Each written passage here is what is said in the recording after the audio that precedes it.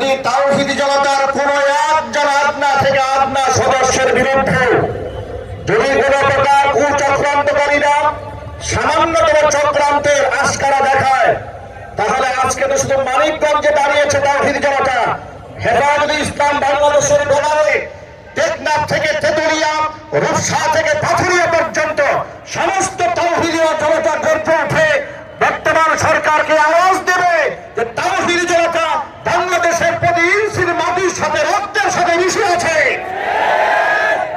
এটা সে সিদ্ধান্ত নিতে হলে তাওহীদি জনতাকে মাইনাস করে সিদ্ধান্ত নেওয়ার কোনো সুযোগ নেই। এখানে আমাদের মাথার কাজ দায়িত্বশীল হযরত ওলামায়ে কেরাম রয়েছেন।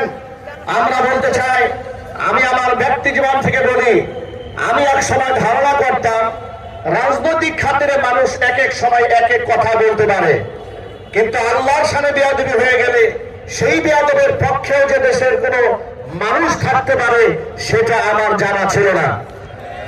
আমি অত্যন্ত আশ্চর্যের সাথে লক্ষ্য করেছি, বাংলাদেশের শীর্ষ রাজনৈতিক দলের মুখপাত্র জনাব মির্জা ফখরুল ইসলাম আলমগীর সাহেব তাওহীদি জনতাকে তাদের বিরুদ্ধে বক্তব্য দিয়ে বলেছে মানিকগঞ্জের উগ্র ধর্মান্ধ জনগোষ্ঠী নাকি বাউলদের উপর হামলা করেছে।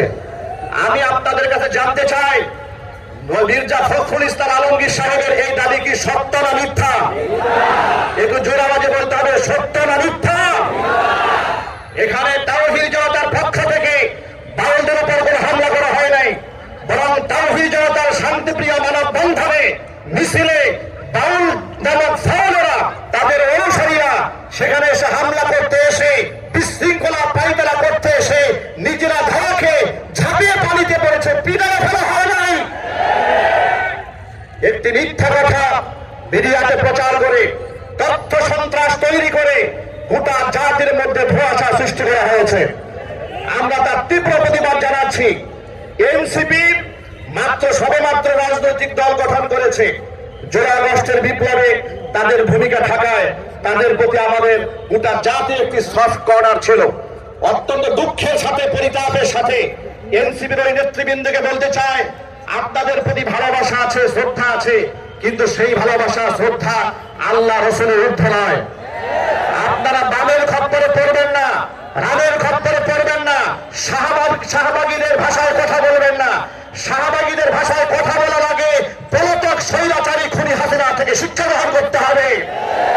আমি তাওহীদি জনতাকে সর্বশেষ যে বক্তব্য দিতে চাই সেটা হচ্ছে, আজকে সমাবেশ হচ্ছে শুধুমাত্র মানিকগঞ্জের তাওহীদি জনতার সামান্য ঢেউ আপনারা দেখতে পাচ্ছেন। যদি এই আওয়ামী সরকারের সর্বোচ্চ শাস্তি মৃত্যুদণ্ড কার্যকর করা না হয়, এমনকি বাউলদের আজকার বাংলাদেশ থেকে বন্ধ করা না হয়, তাহলে গোটা বাংলাদেশে টেকনাফ থেকে তেতুলিয়া পর্যন্ত আন্দোলনের দাবানল চালিয়ে দেওয়া হবে।